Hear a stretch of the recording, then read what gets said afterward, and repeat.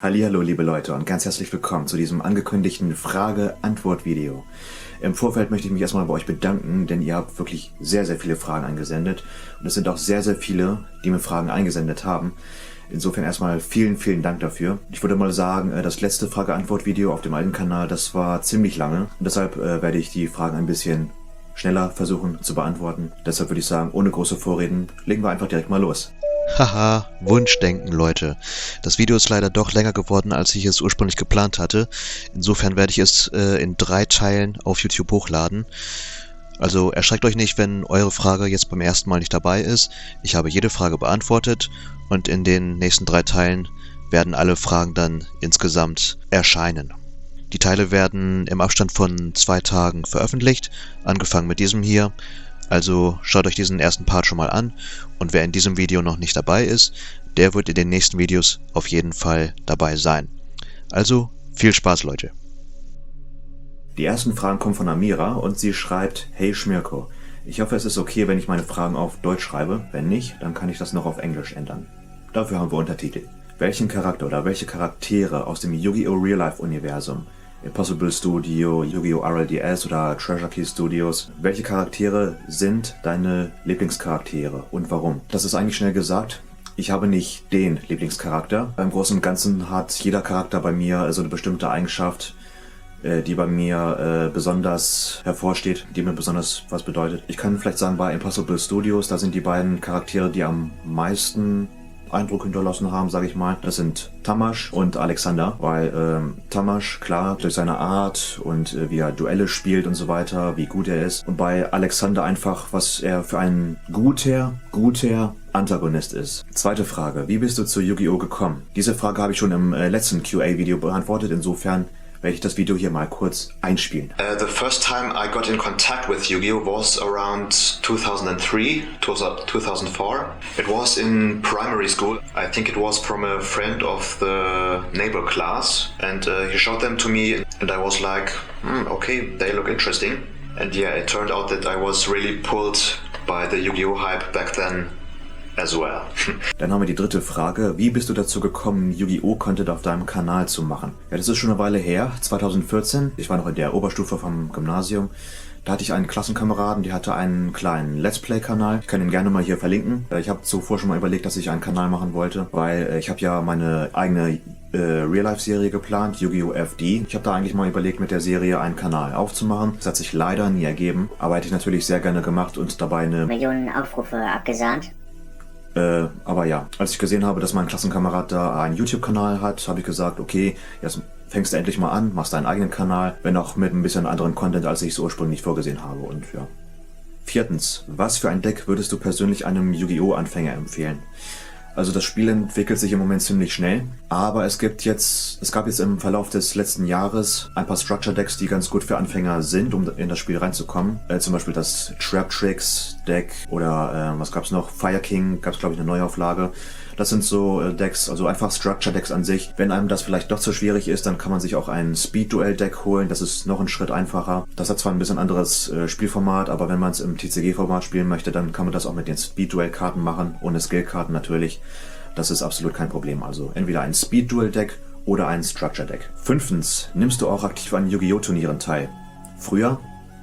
Ich habe ein Local gespielt in meinem Leben.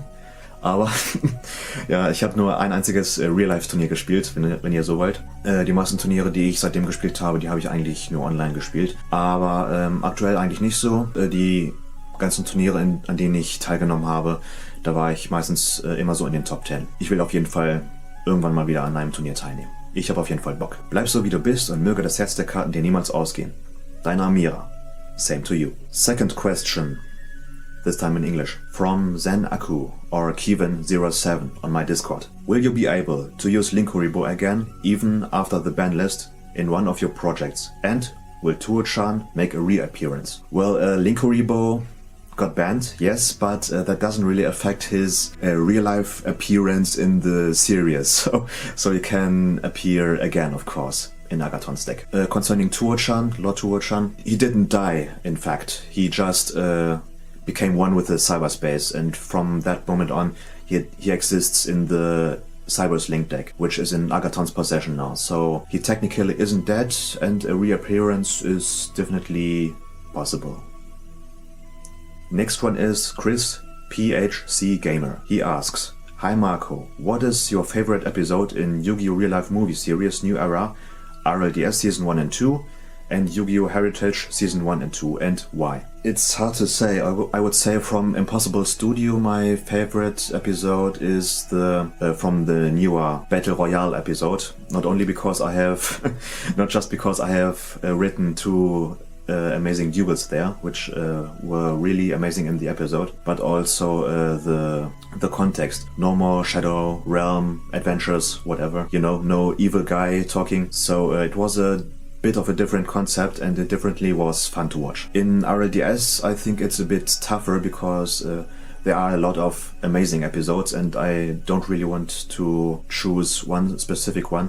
But I think my two favorite ones are episode 9 and episode 10, so the last two episodes. Those two episodes were on a whole different level technically compared to the other episodes, and the duels were very awesome. Lehel or Ronin versus Rikshi, then Agathon and Lehel versus Mephisto.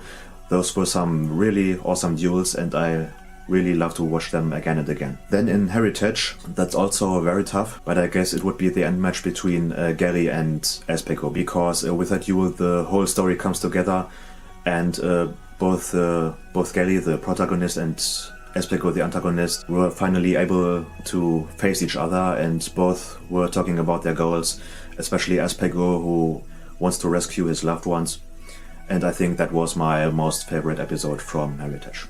Nächste Frage kommt von Hobbyliga. Was kommt danach, wenn alle Projekte fertig sind? Also in erster Linie konzentriere ich mich erstmal darauf, diese Projekte fertig zu machen. Und alle Projekte, die ich dazu mache, die sollen hauptsächlich auch dazu dienen, nicht nur die Community zu unterhalten, sondern auch als Lückenfüller, wenn du so willst. Jetzt kommt erstmal demnächst das Tag Force Let's Play. Dann mal schauen, werde ich noch ein paar andere Sachen machen, die aktuell in Planung sind. Aber ja, was danach kommt, werden wir mal schauen. Das ist noch einiges an Zeit, aber bis dahin werde ich mir auf jeden Fall was überlegen. Also bleibt auf jeden Fall dran. Then Yu-Gi-Oh! Comic Live, or Eric. Greetings. What are your thoughts on your channel's recovery after the last channel got taken down? Do you think it's making a good comeback or not? Well, it's really middle to low, I would say. The evolution of the new channel is nothing which you can really compare with the old channel. The old channel was exploding a lot more. One reason is also because I had my injury now. It's almost healed up now, and I'm trying to make a comeback now with some projects, as I have said earlier. So I'm definitely working on making this channel bigger together with you, and I'm also trying to do projects which the fans also accept, beside the real life projects. So I'm definitely working on that and trying with that to make the channel bigger. Next question comes from Nephalem. Besides Yu-Gi-Oh!, what other card games do you or have you played? Example, Magic, Pokemon, One Piece, Dragon Ball, etc. Well, to be honest, Yu-Gi-Oh! Was the only card game I have ever played beside Uno. No, but seriously, I didn't really have played Magic or Pokemon. I have some cards still, but not really much, and I got them since my primary school time, but I never really tried to play it, and I don't know the rules, to be honest. Next is 555 or 555, correct me if I'm wrong. Gaming and productions. What is the worst thing to do when it comes to filming and editing? Well, there are quite some things, but you shouldn't have a too bad camera, otherwise it won't be really entertaining for the fans with a low quality. Quality is very important. Also make sure that your audio is especially good, because audio is like 50% of the whole movie, episode, whatever. So if you don't have good audio, it won't be such a good episode. But yeah, also as I've said, the video quality should be also good, so make sure you have a good camera. But what's also important especially is that your battery has to be full all the time when you are at your shooting place. And it would be better if you don't have just one battery, but like 2 or 3. So you have some backup if one battery goes empty at the shooting. Then when you do your editing, you should make sure that you do some research and try to get some experience on your editing program. And you should have a good editing program, which is good for you, which you can handle if you are a beginner. That's what's coming to me in top of my mind right now. Second, what is your favorite Yu-Gi-Oh! 5D's character? Ooh, difficult. I have watched 5Ds, but like in the real life section, every character is somehow important. But I would say it's Yusei, because he's very calm and collected and stays loyal to his friends, and he knows what to do in tough situations. Third, what is your favorite Yu-Gi-Oh video game? I have played the one or another, but at the moment I like to play Tech Force a lot, but I also love to play Yu-Gi-Oh! Capsule Monster Colosseum.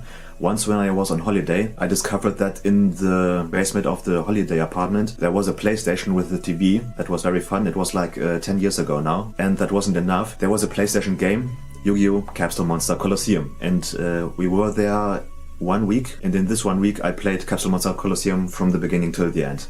That was very fun, and I would love to play it again. Fourth, may the 4th be with you. It's the day today. What is your favorite non-Yu-Gi-Oh! video game? That's difficult, because I'm not really playing much other video games at the moment. In the past I used to play more video games, more like online games, but what I like to play at the moment is Titanic Honor and Glory. I doubt that you have heard of it, and it's not really an alpha version at the moment, because this game is in development for years now, for like a decade. What you can do there, you can explore the Titanic. Also there will be a sinking mode later, and it's really fun to go over the ship. It is photorealistic. That is what is the most amazing about it. You can walk over the ship and you have the feeling that you are walking basically in reality on it, because it looks so extremely realistic. This is amazing. I'm really looking forward to the alpha version when it finally comes out. It's not a ego shooter game or whatever. It's not GTA. I like GTA too, but Titanic Honor and Glory is what I'm looking forward to the most at the moment. Next one, Just Dominic. Any inspiration when making your character? There weren't much inspirations in the past, but one of my few inspirations is Terence Hill. I'm a big fan of him, and I love his Western movies. So yeah, that's basically what I have based Schmirko on, with his outfit, the Wanderer story, and yeah. But when I have also written Yu-Gi-Oh! FD, which never came out, Schmirko also appears there, but he doesn't have his Wanderer outfit there. He's a lot younger, and there his inspiration wasn't Terence Hill, maybe because of the jokes, but not because of the Wanderer outfit. Next one, from Spooky Electronics, or Spooky.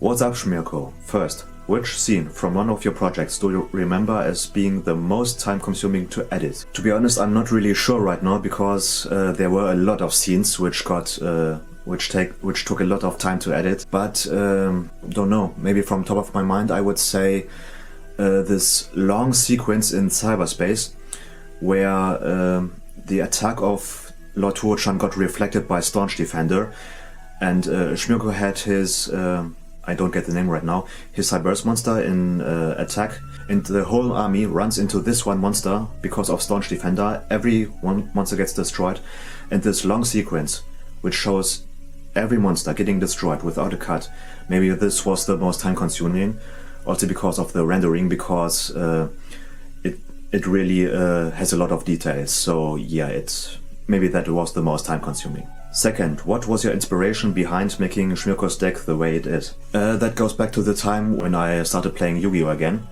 That was in 2010, when I also have written the story for Yu-Gi-Oh! FD. It was basically my real-life deck back then. Of course, looking a bit different without layer and with some other strategies and combos. But yeah, it's basically based on my real-life deck. Third, how are you doing? Thanks, I'm fine so far. The injury is almost healed up, so yeah, I can't complain. Thanks for asking.